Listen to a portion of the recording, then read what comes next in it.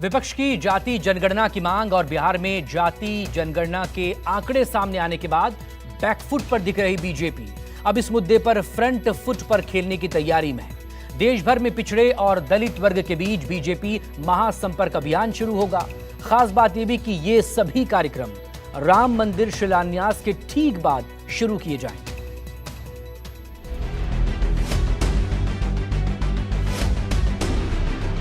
कल से कांग्रेस ने एक अलग लाभ आरापना शुरू कर दिया है। ये कांग्रेस के नेता कहते हैं जितनी आबादी उतना हक। सबसे बड़ी आबादी वाले हिंदू अब आगे बढ़कर अपने सारे हक ले लें क्या? गरीब ही जाति है और विपक्ष जात पात के आधार पर हिंदुओं को तोड़ना चाहता है। पीएम मोदी के इस इल्जाम के साथ ही बीजेपी अब जातीय आंकड़ों के मुद्दे पर फ्रंट फुट पर खेलने की तैयारी कर रही है। बीजेपी का दावा है कि अगर पिछड़ों के लिए किए गए केंद्र सरकार के काम को जनता के बीच ठीक ढंग से पहुंचा दिया जाए, फिर विपक्ष की इस फूकी हुई रणनीति चारों खाने चित्त हो जाएगी।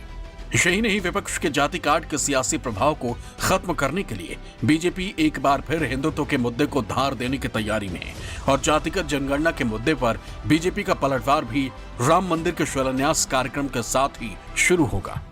तो प्रधानमंत्री नरेंद्र मोदी जी ने ओबीसी समाज के लिए जो बड़े काम किए उसको कोई नजरअंदाज कर सकता है क्या?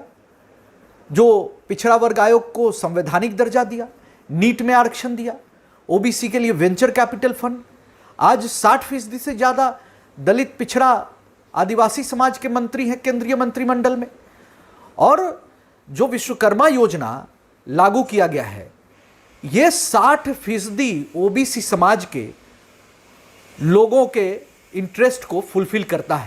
राम मंदिर में प्राण प्रतिष्ठा कार्यक्रम के साथ ही बीजेपी विपक्ष पर हमलावर होगी, क्योंकि उसे लगता है कि राम मंदिर का कार्यक्रम जात पात की सीमा के पार जाकर पूरे हिंदू समाज को जोड़ेगा।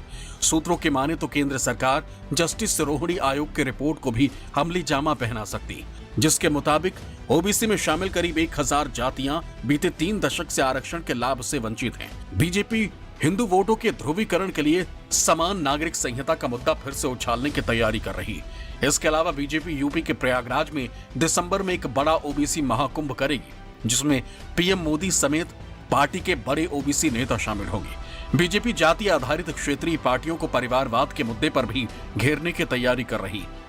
बीजेपी जनता को बताएगी कि कैसे लालू यादव परिवार में लालू यादव, राबड़ी, तेजस्वी, तेज प्रताप के हाथ में ही सत्ता की कमान रही।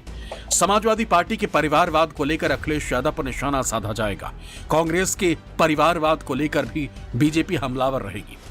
बीजेपी जनता को यह भी समझाएगी कि जाति जनगणना का मकसद आंकड़ों का राजनीतिक इस्तेमाल करना है, और अगर ये दल ओबीसी के उत्थान को लेकर गंभीर होते तो उनके कल्याण के लिए योजना बनाते, उनका सामाजिक, आर्थिक और शैक्षणिक डेटा भी जारी करते, जिससे पता चलता कि जिन राज्यों में इन क्षेत्रीय दलों की इतने लंबे समय तक सरकारें रही हैं और वहां पिछड़े वर्ग की हालत कितनी खराब है। नहीं, हमें काउंटर करने की आवश्यकता नहीं है। हम तो सबका साथ सबका विकास लेके चल रहे हैं। इसलिए आज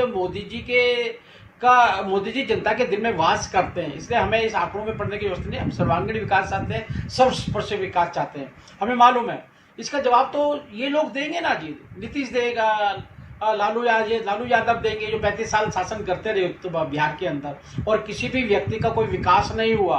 आज फूट डालो राज करने वाला काम कर रहे हैं। इसके साथ ही बीजेपी जनता को यह भी बताएगी कि मोदी सरकार के 9 साल के कार्यकाल में पिछड़े वर्ग के लोगों के लिए कितना काम हुआ।